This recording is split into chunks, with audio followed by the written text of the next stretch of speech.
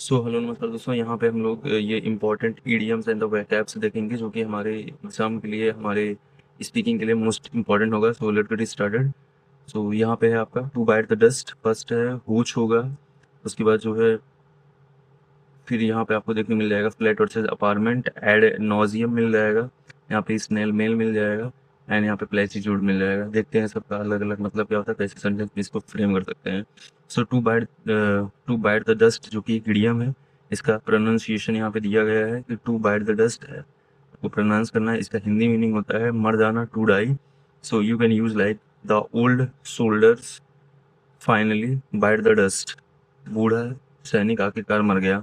Informal expression है, इसको जो है सिंपैथी देने के लिए नहीं यूज़ करा जाता है, ये भी याद रखना। एंड मतलब वस्तुओं के लिए भी यूज़ करा जाता है, ह्यूमन के लिए भी यूज़ करा जाता है, वस्तुओं के लिए। जैसे टू फेल हो जाए कोई चीज़, मतलब ब्रेक कर जाए, फेल हो जाए या काम काम करना बंद कर दे, उसके लिए भी यही यूज़ करा जाता है। जैसे our computer finally bite the dust, ठीक है। तो यहाँ पे आप ये यूज़ करोगे, this is the advance English where you can use this idioms. Next यहाँ पे है another one of Pramod's plans bite the dust, Pramod का एक और योजना असफल हो गई। So you have to use bite the dust. इसकी सिनोनिम्स हैं लाइक डाई हो गया, फेल हो गया, कोलैप्स हो गया, ब्रेक डाउन हो गया। तो यहाँ पे जो है अगर वस्तु के लिए यूज करोगे तो यहाँ पे जो है ये डाई आएगा, मतलब डाई के स्थान पे होगा। और थिंग्स के लिए यहाँ पे थिंग्स के लिए यूज़ करोगे तो यहाँ पे फेल हो जाएगा या फिर ब्रेक हो जाएगा। और यहाँ पे अगर पर्सन के लिए यूज़ करोगे तो डेथ होगा, थिंग्स के लिए यहाँ पे फेलियर हो जाएगा। तो इस प्रकार से जो है आपको याद करना, मतलब कर लेंगे। उसके बाद यहाँ पे देखते हैं फ्लैट वर्सेस अपार्टमेंट देखते हैं। तो दोनों का अर्थ जो होता है फ्लैट ही होता है, बस ये डिपेंड करता है कि किस इंग्लिश में बोला। जैसे ब्रिटिश इंग्लिश में लोग फ्लैट बोलते हैं और अमेरिकन इंग्लिश में अपार्टमेंट बोलते हैं, मतलब दोनों का यूज़ क्या है, सेम है। So like I live in a flat UK में ऐसा बोला जाता है, and I live in an apartment US में बोला जाता है। तो दोनों का यूज़ करके हम लोग इंडिया में दोनों यूज़ कर लेते हैं। तो कोई अपार्टमेंट बोल देता है, कोई फ्लैट बोल देता है, जिसको जो याद आ जाए, ठीक है। नेक्स्ट यहाँ पे देखते हैं प्लेटिट्यूड। प्लेटिट्यूड का मतलब होता है यहाँ पे घिसी पिटी बात, रटी रटाई बात, या अ कॉमन स्टेटमेंट, या अ ट्राइट रिमार्क, ठीक है।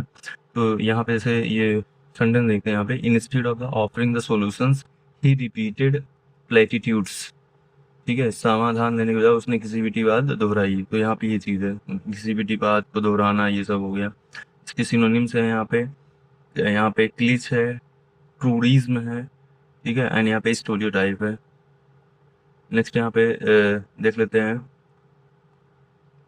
नेक्स्ट यहाँ पे था हूच। हूच का मतलब होता है क्या, इलीगल एल्कोहलिक ड्रिंक, अवैध शराब, ठीक है। इसको मतलब यहाँ पे ये बोला जाएगा, प्रोनाउंसिएशन हो गया इसका हूच। नेक्स्ट यहाँ पे है यूज्ड इन अमेरिकन इंग्लिश में, जैसे he offered me some hooch but I turn it down, उसने मुझे अवैध शराब दी लेकिन मैंने मना कर दिया। तो टर्न इट डाउन मतलब होता है मना कर देना, ये भी याद रख लेना। ये भी एक यहाँ पे फ्रेज है, आई टर्न इट डाउन, मना कर देना। नेक्स्ट यहाँ पे देखते हैं आपका ये सिनोनिम्स हो जाएगा bottle neck लिगर and illegal alcohol.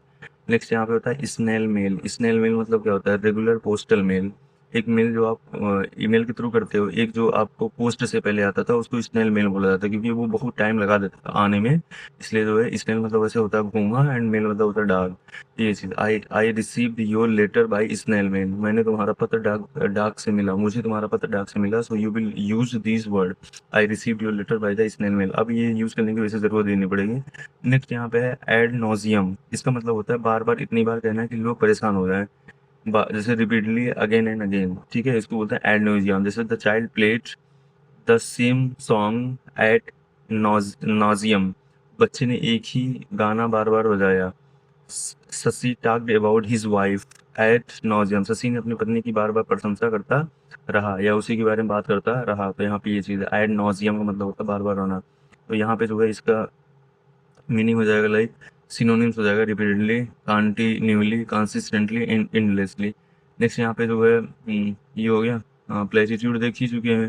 फिर यहाँ पे एग्जाम जो है देख सकते हैं एग्जाम पॉइंट ऑफ व्यू से। तो यहाँ पे बाइट द डस्ट था, पूछ था, स्नेल मेल था, फ्लैट एंड अपार्टमेंट देखे थे, एड नॉजियम देखे थे, प्लेटिट्यूड देखे थे ना। तो ये चीज़ है यहाँ पे मेमोरी में अगर याद रखना है तो स्नेल मेल जो है इस प्रकार से होगा, बाइट द डस्ट जो है मर जाना है, हो जाना, हूच मतलब illegal, flat apartment, and the ad nauseam and the platitude. So these were the words from the Hindu newspaper directly. So I hope कि अच्छा लगा होगा। Thank you.